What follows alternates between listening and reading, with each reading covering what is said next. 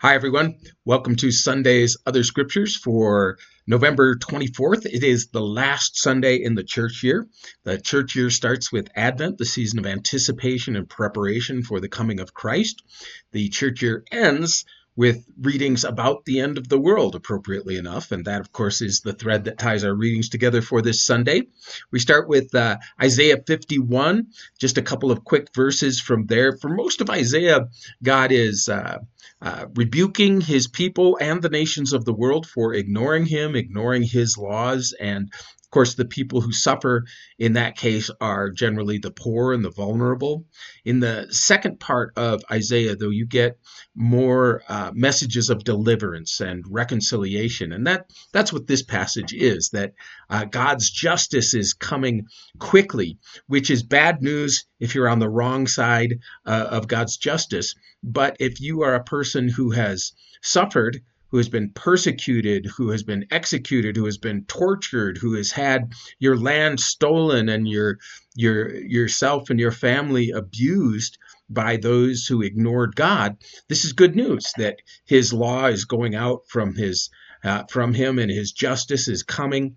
This would be especially meaningful for people who had suffered in Israel. This would be meaningful when the leaders of Israel went into exile in Babylon very quickly. Within 70 years, God's justice did come forth, and the nation, the Babylonians that had destroyed Jerusalem and taken them into exile, would be conquered by the Medo-Persian Empire, and the Israelites would be released to go back to their homeland and begin rebuilding. So that was the near-term fulfillment. We also look to this as having a far-reaching fulfillment. That is when the world ends. As Isaiah puts it, the heavens vanish like smoke, the earth wears out like a garment, and its inhabitants die like flies. You say, when's that good news?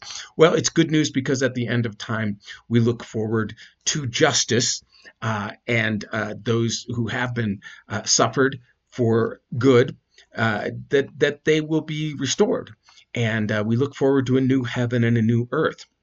So that's why it's good news. Our responsive reading for the day is Psalm 93, and this is a psalm about the Lord being robed in majesty. You can kind of use your imagination what that means, and he's armed with strength, and the world is established firm and secure. This is a comforting passage because so many times we talk about, the world being shaken. Oh, my world was just totally shaken by this event. But the world is secure because God is in control of the world, and his throne has been through much worse things. It was established from long ago, from all eternity. And then we have this passage in the middle about the seas being lifted up, and their voice and their pounding waves. And why is that? Is that meant to be literal? Well, you need to understand that Israel was not a seagoing people. Just one of the tribes did any kind of seagoing, and they did not cross the Mediterranean. They just stayed near term, did some fishing and so on, maybe along the coast. And so in Israel, the seas represented chaos, and they represented destruction. And you can imagine this if you've ever been, along the coast when there was a great storm, when there was maybe a cyclone or a hurricane or something like that, or even a great wind. You can imagine why that would be an image of chaos. And yet, this psalm reminds us that God is mightier than the breakers of the sea or the things that break against us, that threatened to throw our world into chaos. And that's the hope that we have. And then it connects that in the end with God's statutes. As opposed to the chaos of this world, God's statutes, that is his law, stands firm. And he defines holiness, and the place where we are going to spend endless days with him, his house, is holy. It's perfect, and it's free from that kind of chaos and destruction.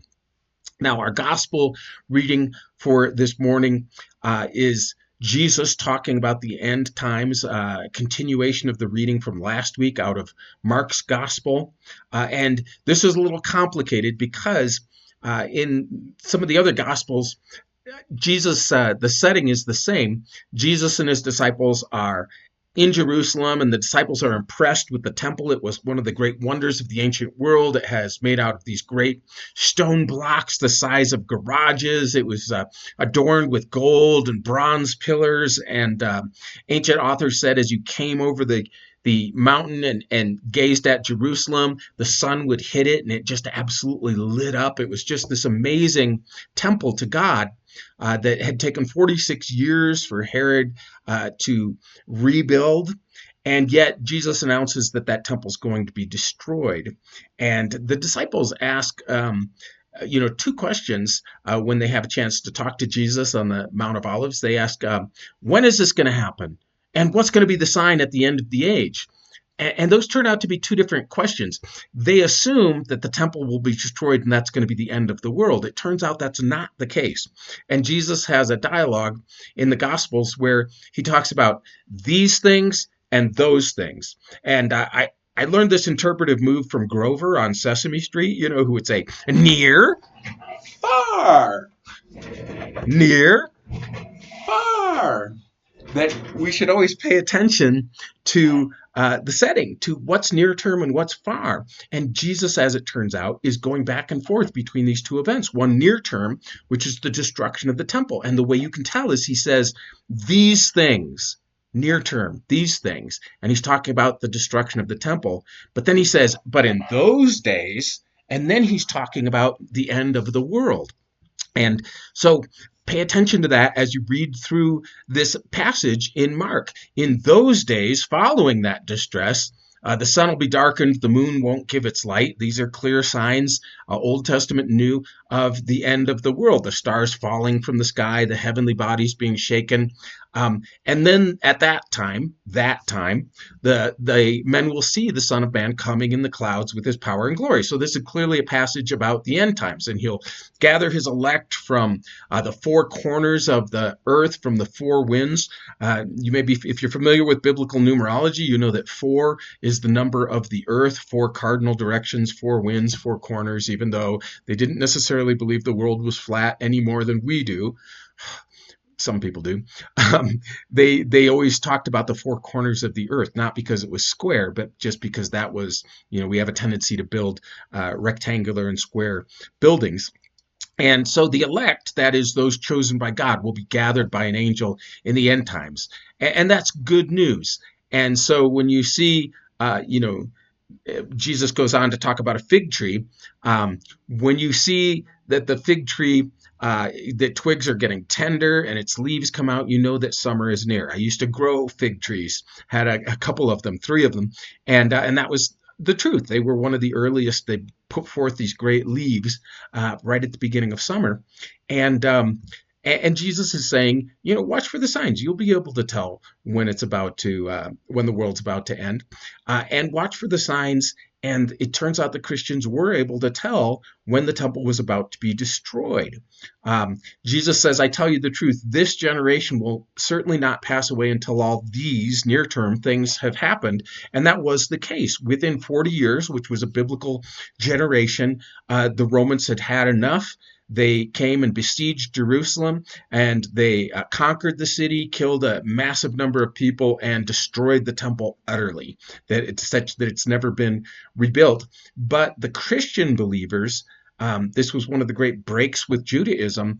They left town when the Romans were approaching. They didn't gather into town as many of the Jewish people did, reasoning that God would defend his temple. Because they had been warned by Jesus that the temple would be destroyed, they actually left Jerusalem, and in many cases even left Judea. And because of that, they saved their lives, but also Christianity was forever, broken off from Judaism, because the Jews felt that the Christians must be complicit in the Roman destruction of Jerusalem, because they didn't stick around and get massacred. Instead, they left town. So the Christians did pay attention to these things, but then Jesus goes on to talk about that. day and hour, talking about no one knows that day and hour, not even the angels in heaven or the Son, but only the Father, which should make us really suspicious of anybody who claims to be able to predict the hour when Christ is going to return, as the founder of Jehovah's Witnesses, Russell, did several times, and people are still falling for that over and over again for charlatans that claim to predict the end of the world.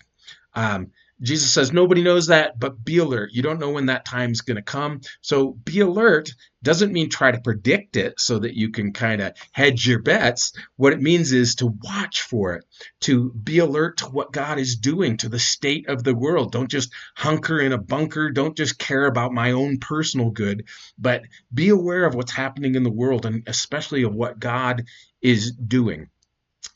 So that's the gospel reading, and then we have the reading I'm going to preach on, which is from Jude. This might be the only reading from Jude that we do during the course of the year, and it's from the end of Jude. You might wonder, is this Jude chapter 1 or what? Well, there's only one chapter. That's why it's Jude 20 to 25. It doesn't even have a chapter number. And in this reading, which is the one I'm going to preach on, it talks about preparing for the end times, about building ourselves up in our faith and praying in the Holy Spirit, and keeping ourselves in God's love. And I'm going to be talking a little bit about the culmination of our faith, and how we prepare for that, what that is like. That's going to be the point of the sermon. I hope that this helps tie these readings together a little bit for you and spur some conversation. The Lord bless your week.